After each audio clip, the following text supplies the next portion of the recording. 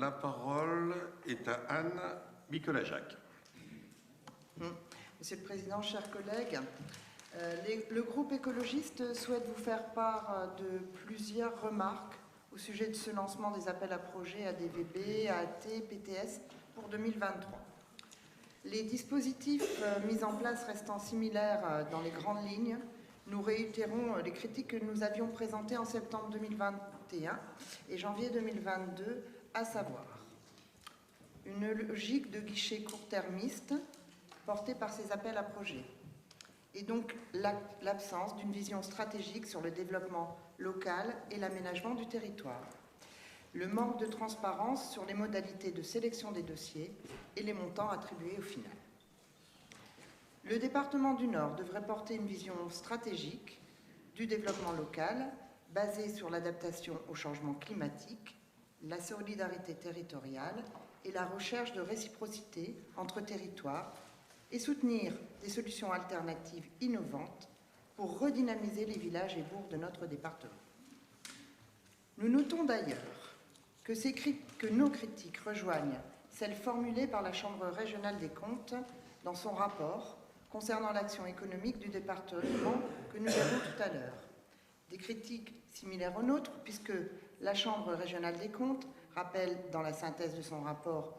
je cite, « La panoplie des divers engagements pris au fil de l'eau souffre, cependant, d'une stratégie qui n'est ni définie dans sa globalité,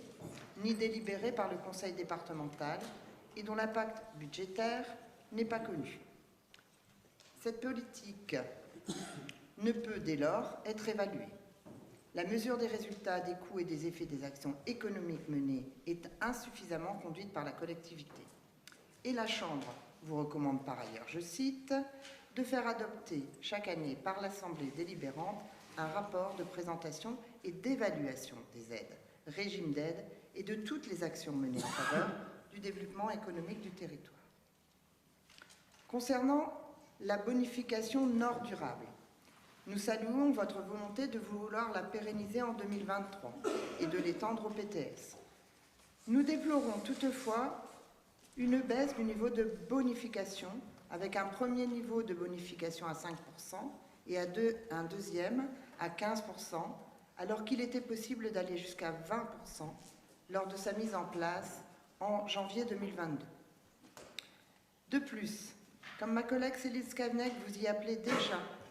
lors de l'examen du volet solidarité territoriale du budget primitif 2022,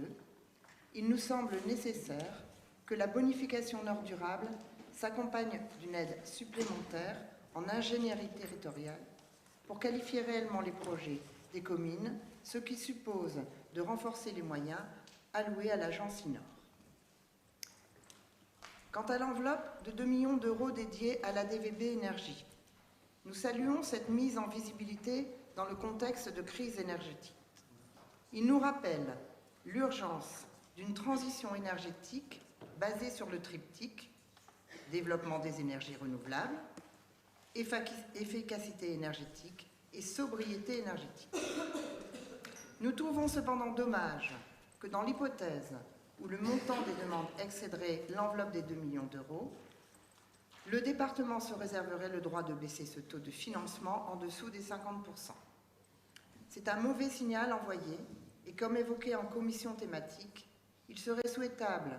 de réfléchir à l'articulation de cette ADVB énergie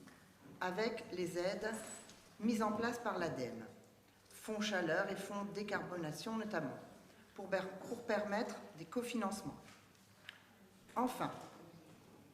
en lien avec les travaux du COPIL Nord durable et la contribution envoyée récemment par le groupe écologiste sur la politique de l'eau du département du Nord, nous proposons la création d'une ADVB dédiée à l'eau afin de soutenir prioritairement les projets de désimperméabilisation et de prévention des inondations, ruissellement et d'érosion des sols que portent les communes de notre département. Monsieur le Président, chers collègues, au vu de l'ensemble de ces remarques, le groupe écologiste s'abstiendra sur cette délibération.